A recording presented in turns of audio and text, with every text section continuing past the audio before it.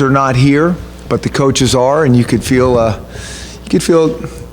little bit different, a little different intensity, a little different mentality, and a little more urgency.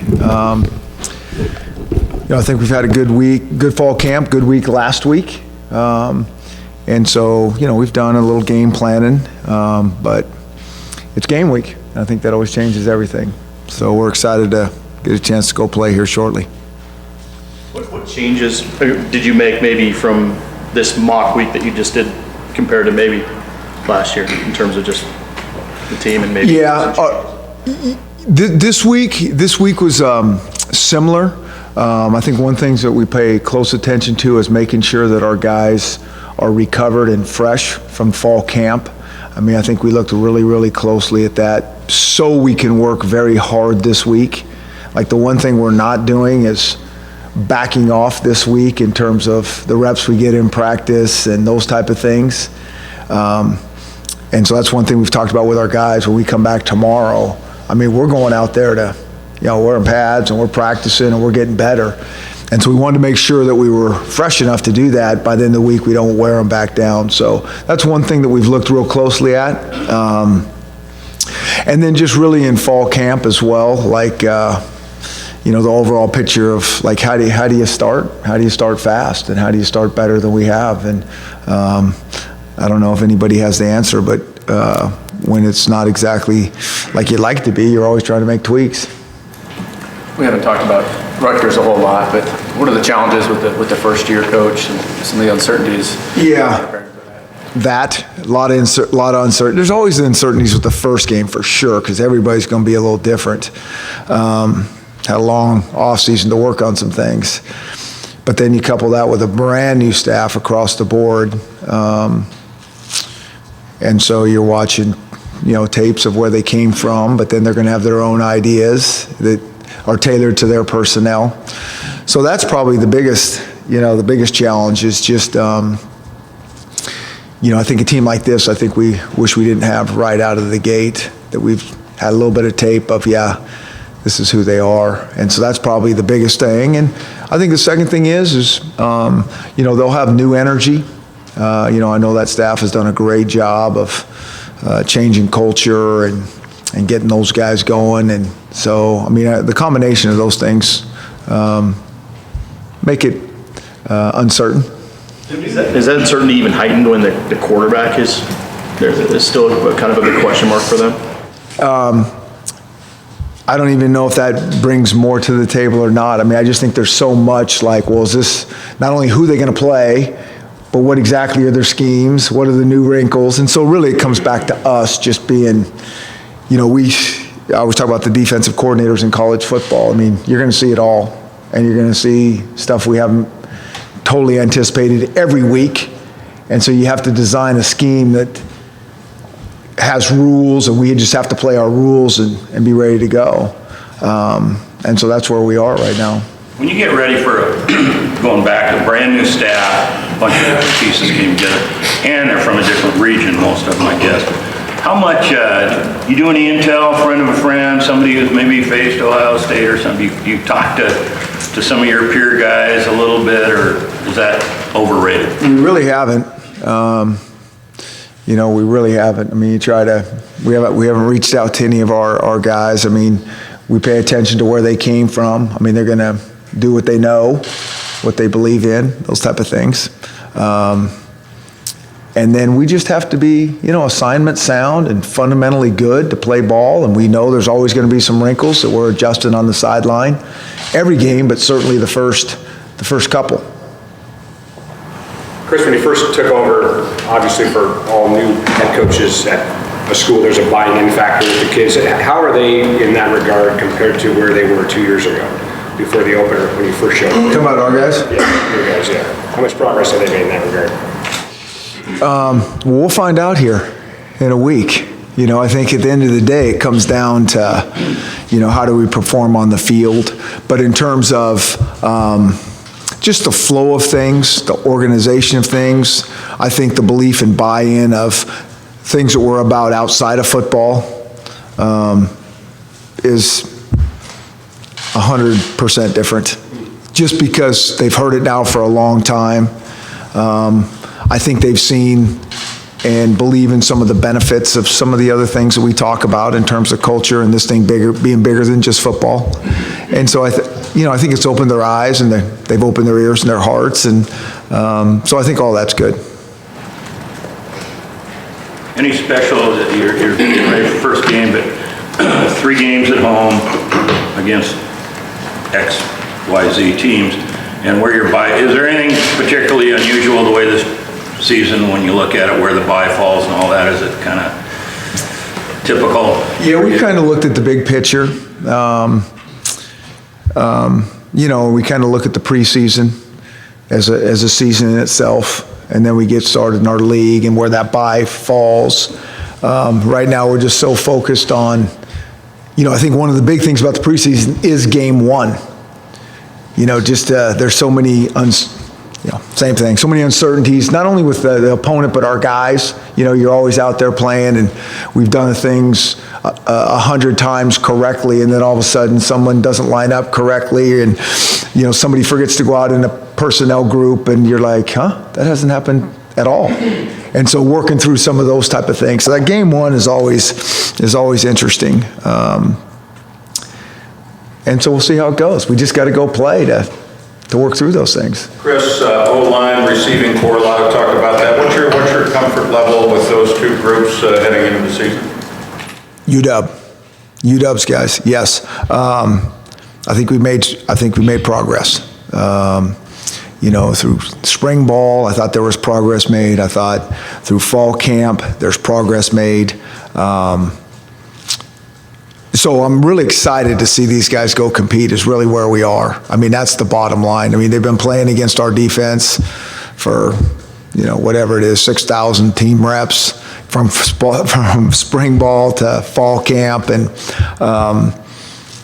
so we know each other pretty well, our offense versus our defense. And I think that changes a lot of things. And so to not know the guy lined up across from you like you do, I think changes. And so now it's time to go see if we have improved. Chris, it shows in the depth chart that Joe and Connor are listed at defensive end instead of maybe like an outside linebacker. Joe Mathis. So have you guys switched to No. four You guys know we do. We're multiple. We move guys around. I know if you look at this depth chart, you're probably reading too much into it. I think we have 2 deeps on here. We're going to play a lot of guys. Joe Mathis is a defensive end that plays like a linebacker as well. It's that type of thing. And so to not overcomplicate things, it's easiest just to put it down on paper. And Levon Coleman, is he going to get to play on? Oh, yeah. Levon will play. We'll play a lot of guys. But that's, where Coach Bonifay has those guys ranked right now. Freshmen besides Rapp and Harris and Fuller, who aren't on the depth chart, who you've decided will definitely play? Yeah, we're thinking, we're still looking at a couple guys that we're still deciding. But I think Aaron Fuller, Amandre Williams, Brandon Wellington, Taylor Rapp, Nick Harris, all those guys we're thinking about. We're going to go with those guys. How far is Linnaeus from being able to make a contribution? Braden Linnaeus will not make a contribution the first 3 games. He's been suspended for the first 3 games. And so we'll see where he goes from there after those first 3 games. So. And obviously, if I have to follow up on why It's violation of team rules. Yeah. Coach, you haven't had a chance to evaluate him in the game yet, but from what you've seen in fall camp, what seems to be the most different about Browning this year compared to last? Yeah, I don't know if there's a big difference. It's hard to, like I said, we got to go play at certain positions. And he knows what we're from this year, at this time to last year, there's a big difference. He knows everything we're talking about with quite certainty. So I think there's a big difference between this time last year going in to start the season. But I think, you're hoping it's all these little subtleties in terms of how he moves in the pocket, how accurate he is, his command of the system. And I think sometimes when guys command the system better. There can be a tendency to try to do too much, and I think that's one thing that we're really trying to stress with him. Because you know a lot more, let's still keep it simple. It's still 1, 2, throw, or run for your life. I mean, sometimes we make this game too complicated. You said he was also trying to work on his deep ball fundamentals. Have you seen a marked improvement in that category? I have seen some. The deep balls are low percentage throws anyways. And we need to practice them more, and we have practiced them more. They're hard to practice because you have so many routes that you're running during practice, and so you only have so many reps you can give these receivers. But we have made a conscious effort on it. I do think he's improved, and we'll see as the season goes on. Christian mentioned 100% difference with the buy-in regarding off-the-field stuff. Yeah. Can you give an example of what has changed in that regard? Well, I just think it's some of the different things that we talk about outside of football, life in general, how to, why it's important to be a good student. And I think guys get that, not just getting by. What this university is all about, and the connections and the platform that football can be to the rest of their life, starting with the awesome professors that are on this campus and the business people in this community, to the social issues that are going on in this world and how these kids think about those things. And there's not easy answers for any of this stuff, but we talk about it. We talked about it yesterday for about an hour. And I think that's what makes this really enjoyable, is we get to compete at such a high level at a game that we really like. But there's so much more to these guys than just football. And I think our coaches get it, and I think we enjoy that, and I think these kids appreciate it, that it's all about, the whole person and this experience here, that their experience in their quick 4 or 5 years here, hopefully is game-changing and life-changing. And so I think they understand that, like why we talk about these things, and I think they like to hear about them, and they like to think about them, and so hopefully at the end of the day, they can connect dots faster, and they can be game changers when this football thing's all said and done. What has changed, at least in the culture, that requires you to spend an hour with players like this at this time? Has there been, or do you have to address things that are different than 5 or 10 or 15 years ago? Yeah, I think the world has changed without question, very much so, and I think it's always changing. And I think these guys care about things other than just football, and some of the guys that haven't thought about them, I think it's important for them to think of things outside of football and pay attention to those issues that if they're, it's very easy for us to stay isolated here in this football building and just talk about football and getting good grades. And I think we'd be selling them short if that's all we're all about here. And like I said, I think we can, hopefully compete for championships. That's always the mission around here, but we can also be about a lot more than just that if we do this thing correctly. Chris, in regards to the social issues that you talk about, you had the Kaepernick thing from a couple days ago. Do you ever talk to your kids about how they voice their opinions on topics like that? We do, and we're trying to figure it out because it's really, really hard. Nobody has the answers. Maybe some people do, but I don't think anybody, and I don't know if anybody will ever come to a consensus like this is the way to do that. But I know our kids care about it. I know they're frustrated. And so, like every issue that they're dealing with on campus, outside of their football life or inside their football life, we are always going to talk about those things. I'll never be a guy or a coach that buries our head in the sand and act like, okay, back to first downs. We're not paying attention to any of this other stuff. So if something's like an issue with any of our guys, our team, things they're seeing in society, I want to pay attention to that. I want to talk about it and see where they're at with it. And these are like big, hard issues to solve that I certainly don't have the answers to. But maybe some of these guys will down the road if they pay attention and truly have the passion and the knowledge and the education to be a difference maker. Yeah. Chris, going back to Rutgers real quick. Here we go. Yeah. Sorry. No, I'm good. No, is there a game, maybe a season opener that you can point to in your history where you came into it with so much uncertainty? Well, yeah, I don't know if there's been a game in the last 5 years, and there probably has been, where we've played a team where everybody was intact, like the head coach and both coordinators. I think it's always been somebody's new, a new offense, a new defense, if not a new head coach. That's my recollection. I'd have to look back. So there's always this uncertainty. Not sure if we played a brand new staff across the board in the last 5 years or so, but it's like, in the offseason, it's like, well, here we go again. Something we're gonna have to figure out. We don't have any tape on these guys on this side of the ball or special teams or whatever. So I don't know if in the last 5 years has there been this much uncertainty. Probably not. And in hindsight, looking back on some of those results and what have you, did you find that it was more of a referendum on you guys and your preparation?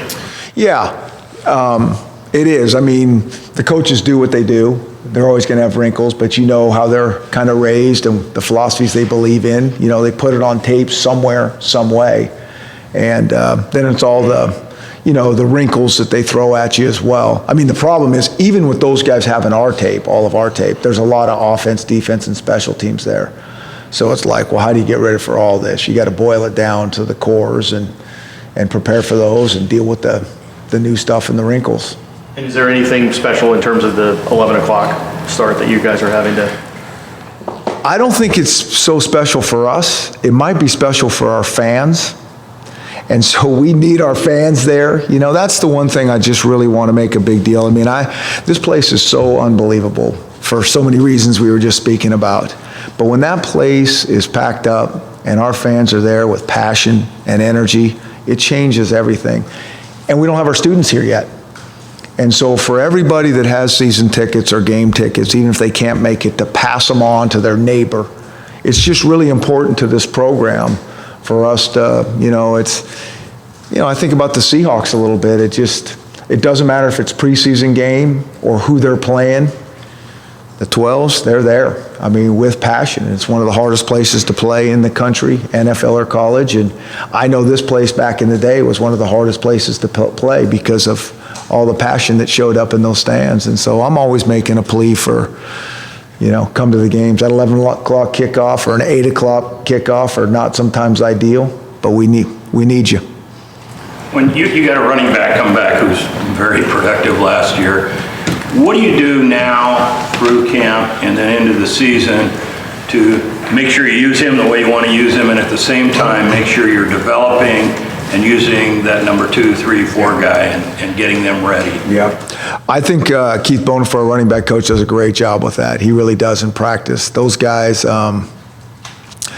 he spreads the ball around back there. All those guys get good, healthy reps. I think the one thing about the running back position that makes it difficult, certainly the first game or two, these guys haven't been tackled a whole bunch. So ball security is always an issue for the entire team, both teams, special teams, because you start getting close to the game, the live scrimmaging backs way off, the live tackling backs way off, and there's no substitute for being tackled full speed. And that's where ball security, you always see it early in the seasons where there's a lot of turnovers and those type of things. So I think he does a great job of, 1, 2, and 3. They get healthy reps, they really all do. But we got to make sure we protect the football early on. Do you want to see Buda Baker on offense at all this year? I would like to see everybody that can help us score points on offense touching the ball. I would definitely say that. Is Buda going to play some offense this week? Chance. Yeah. Not trying to be coy on that. We've worked Buda on some stuff, and we'll just see if the package calls for it. But Buda,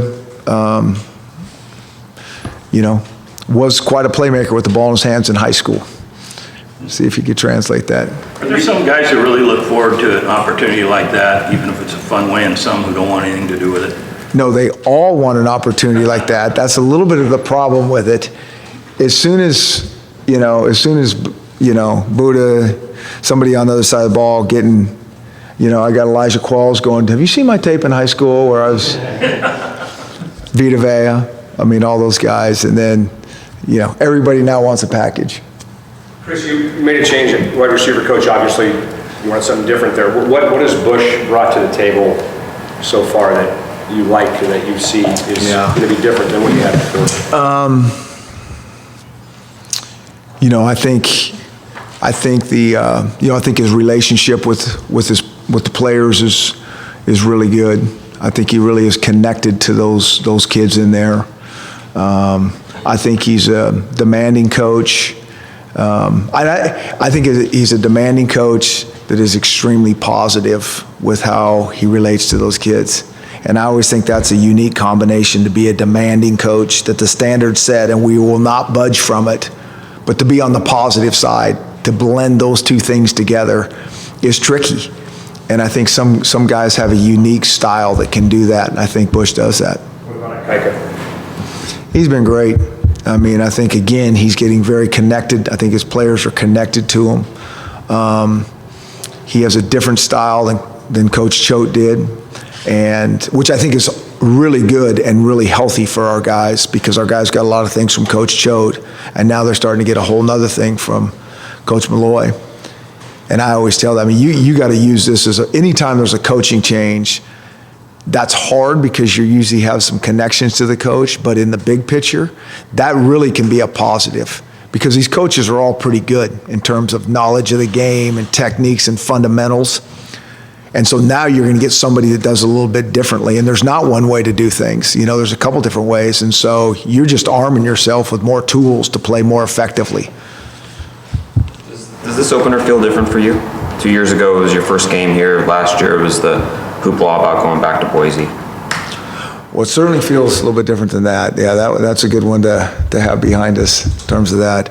But not really. I mean, I think there's a lot for everybody, just the uncertainty of getting back into it, and, the intensity of game week, and then the first game of making sure everybody's calmed down. I mean, those first games always, there's a lot of emotion in those first games, and part of the trick is calming down and keeping it all in perspective so we can play and coach at a high level. With that in mind, how successful or confident do you feel like you've been in terms of tamping down kind of the outside noise in terms of the preseason ratings and rankings and all that? Yeah, I'm not really worried about that. I mean, at this point, that's been going on forever. I mean, our kids have worked hard, practiced hard. No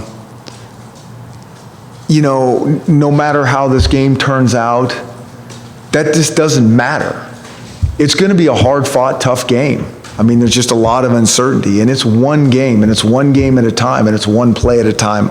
All that corny coaching stuff is true. I mean, Rutgers is going to show up here with some guys ready to play football, and they got really good coaches, and they got really good players, and they got 85 scholarships, just like it, you know what I mean? So the parity, I think that's one of the beauties in college football, and certainly to start the season, with all those unknowns that can,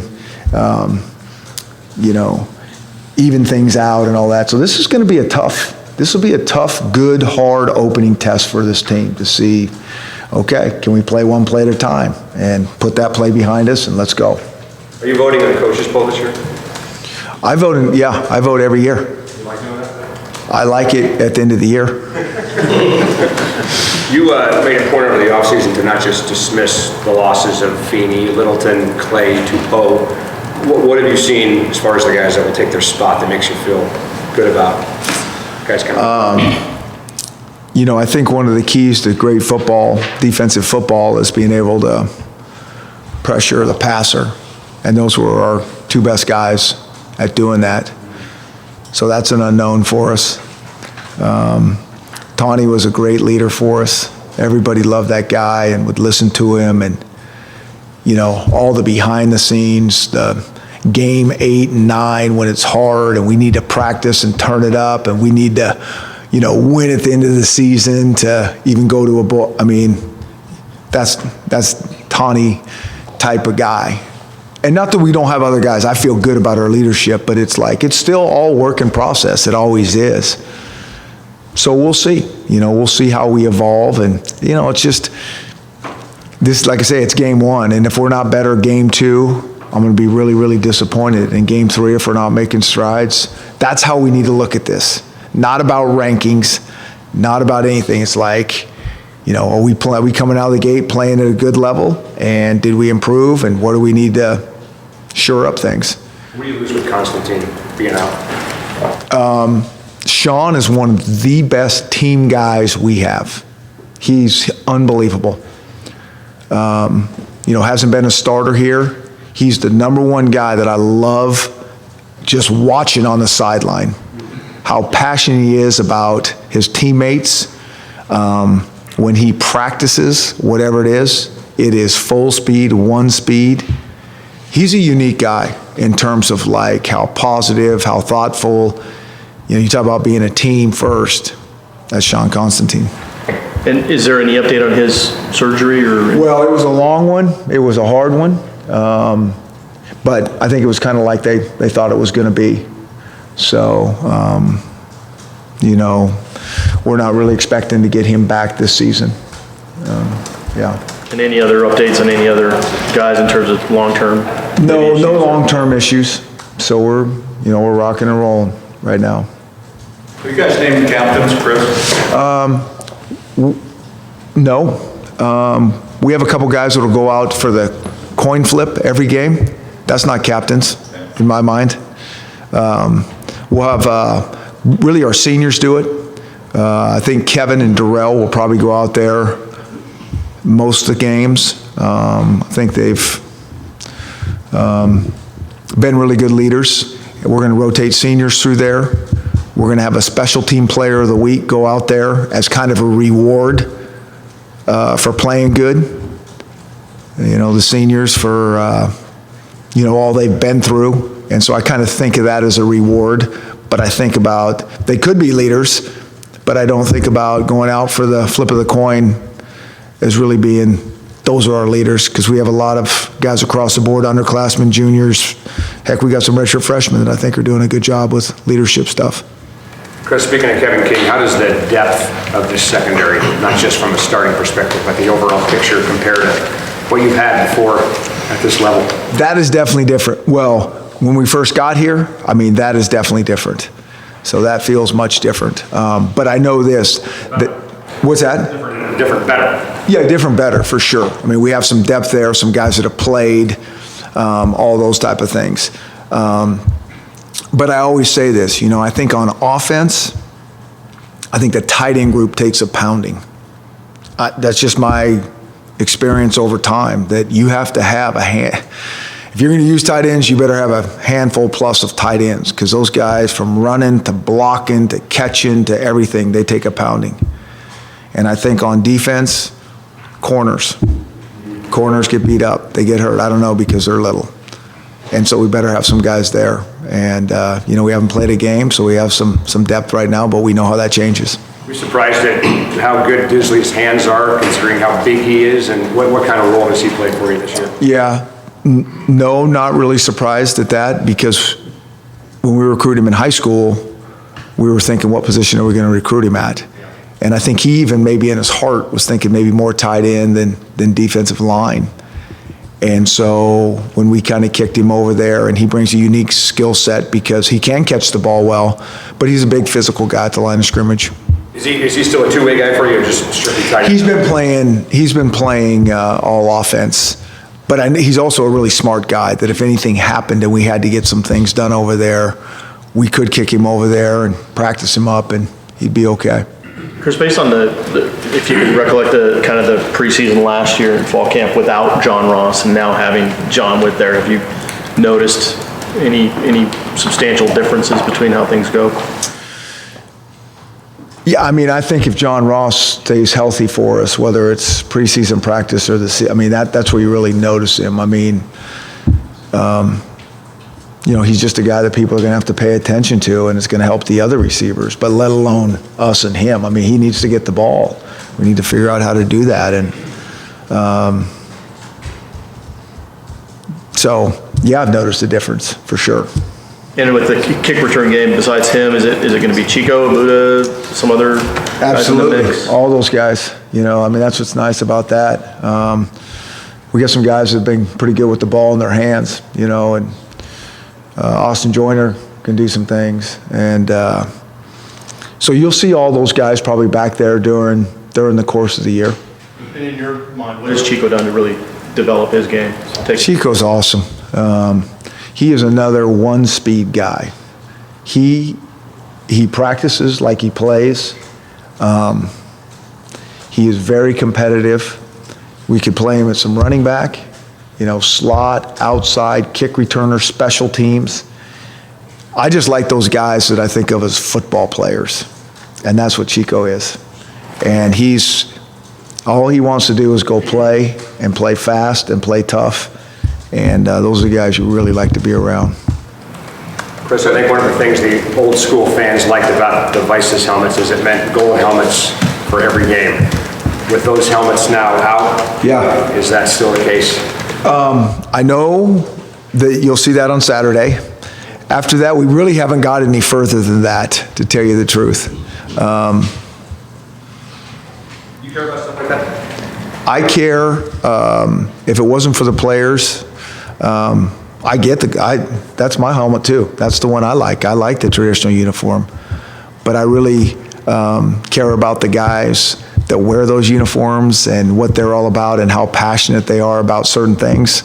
And so as a coach, we try to listen to those guys and balance, you know, the traditions with, you know, what the players of these days really like. Have you heard anything more from Vices about whether you might get those back this season or? No, we haven't had another conversation. You know, the first conversation was, you guys go play your game and we're not going to bother you with the helmets and refitting them and how does this feel. So as we move forward, we're planning on using the helmets we've used in the past, and we'll regroup after the season. Good. All right, guys. Thank you.